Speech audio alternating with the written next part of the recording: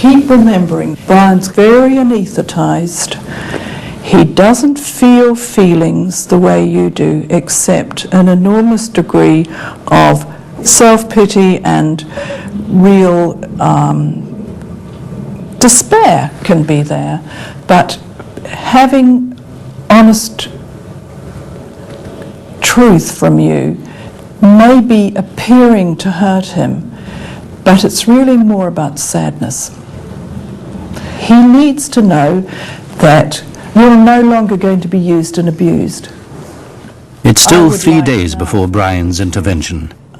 First, the team must assemble for a rehearsal, where Brian's role is played by addictions counsellor Adrian Lee. Can say to him. Father Jeff, the family priest, is also present. You said to start with the most recent. I left you in charge of the children. I left you in charge of the children and went on tour. You said you could manage. They knew better. We planned Topaz's 5th birthday party. The day came, a car wouldn't start, you went for a drink. I had to find another car, play Happy Mummy, take them myself, and drop them off later in the afternoon all round Wimbledon. Coming home in the dark, Topaz questioned me as to whether Papa loved her.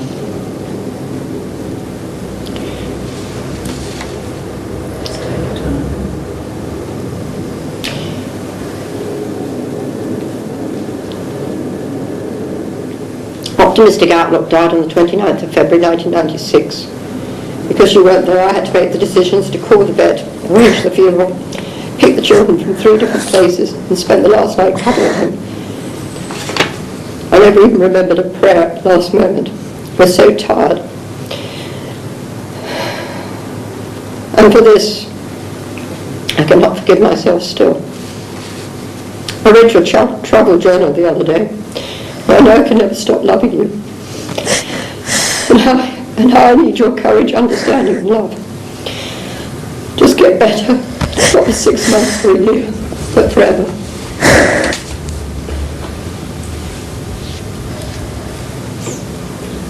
Thank you, Penny.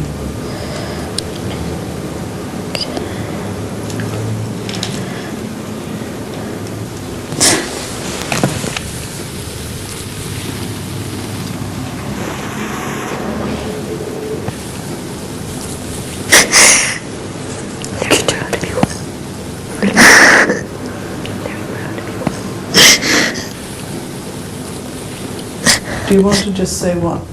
Is it just the whole thing that's getting you down, or is it hearing what your mummy said?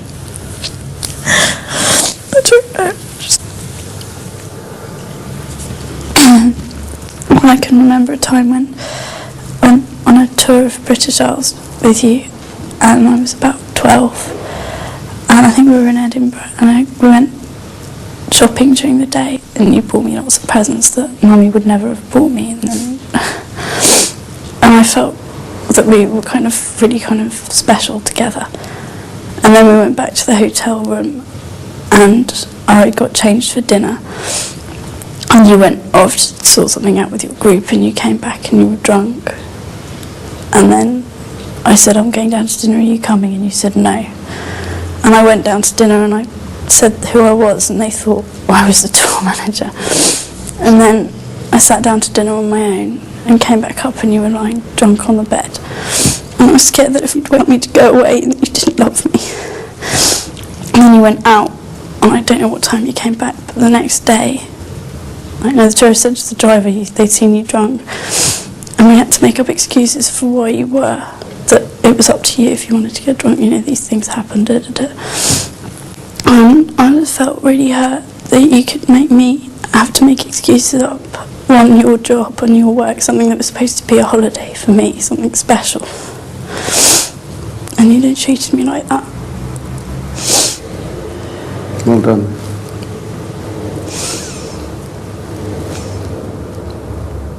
Marissa, has anything changed from when we started that you feel you might be able to say something? I don't know what I want to say. I can't hear you, sorry. I don't know what I want to say. At this point you still don't know. It's all right. Please don't feel pressured or that you have to. It's just great having you there.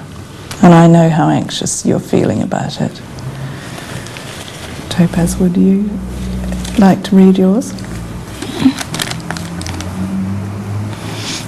The most recent event, which remains most vividly with me, is when you turned up to our house and threatened that you were going to break every window in the house.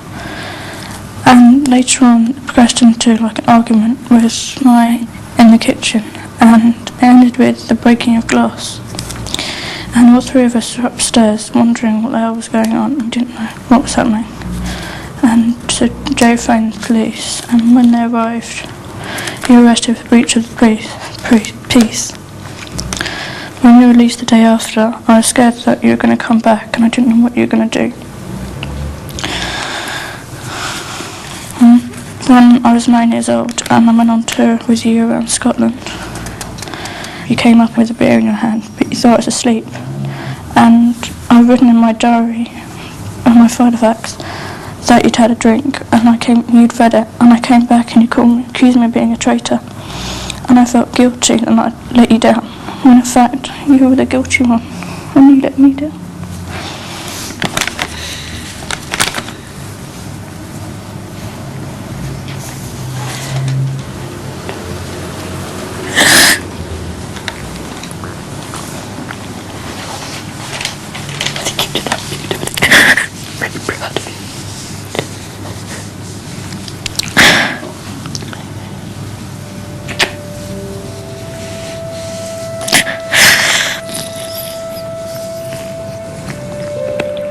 From now on, he has to take responsibility for his illness.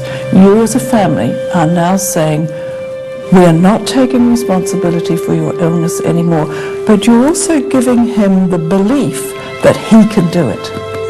If he does go on drinking, it's because he can't face recovery. He'd rather go on doing what he's doing, and as a human being, we have to ultimately respect that.